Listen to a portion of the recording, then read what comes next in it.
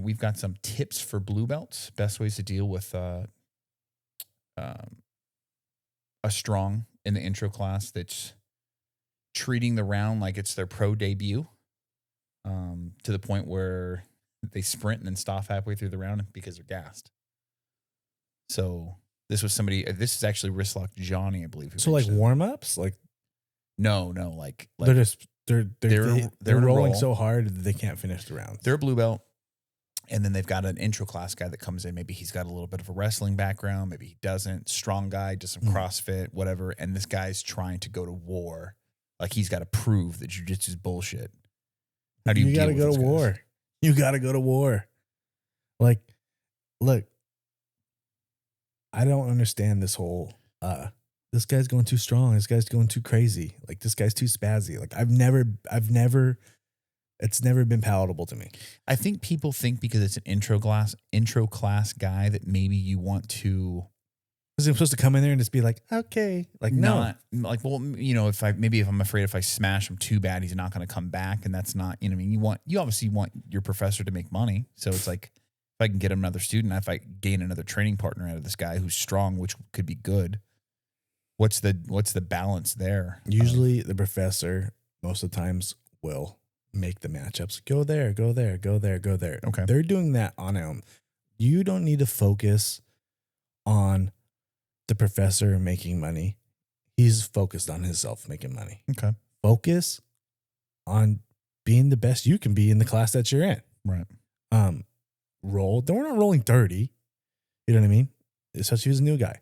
But on the side of the new guy are the spaz, because, you know, your boy was the king of the spazzes for a couple years when I first started. People are like, oh, we're just flowing. I don't know how to flow. We've established this. Okay. Like when I was white belt, I am not good enough at jiu-jitsu to just play. Right. All I know is I can bench 315 for 5, and I'm going to try to use it. Like, right. I'm going to go explode, and then I'm going to gas. I'm going to go sit on the fucking wall, and I'm going to sweat mayonnaise, and I'll fucking come back again. And one after that, I'll take a blow, and I'll come back in. Like, do you want to be able to make it through the whole class and roll with your tank? Yes, but that's going to take time. A new guy's not going to have the gas tank. The strength is he's already had. He's earned it from other places. But, like, the spazzes are going to spaz. It's our jobs as blues, purples, and blacks, and browns to weather the storm. Cook him.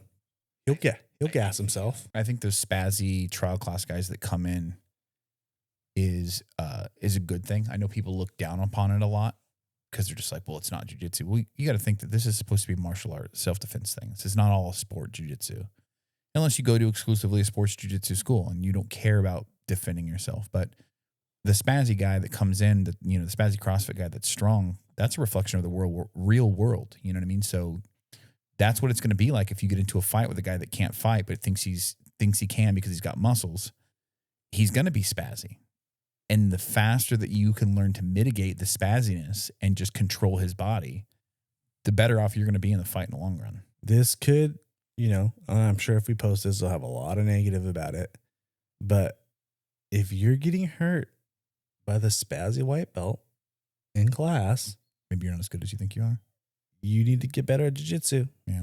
There's going to be guys that are crazy and jumping on you and coming down, but like, from a female perspective, it's different. Every once in a while, but you should every once in a while try that because that's what you're going to see outside the supermarket. But you need to like be able to weather a big motherfucker coming at you with a crazy power, especially if you're a little. What was it like doing jiu-jitsu in like the,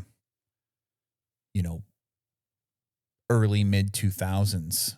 When the UFC's popping off and every jiu-jitsu school turned into an MMA school. Right. Everybody's running around wearing tap-out shirts thinking because they've got muscles because they go to 24-hour fitness 5 days a week and eat a bunch of creatine. There was no technique. There's no brimble. It was very meat and potatoes, but every school ended up evolving into an MMA school. So we did both. But like, yeah, man, it's not easy. Jiu-jitsu is not easy. It's going to be tough. There's not going to be days where like, I just want to like flow with my friends. If you want that, then get mats in your garage and invite your best friend over and work technique.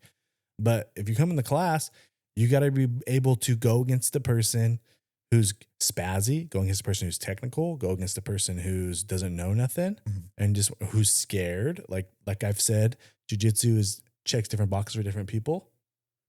Well, the spaz is coming in, he's got anger, and he's trying to check a box mentally. Well, you better look, all right, dude, you're coming at me pretty crazy. I'm going to put you down.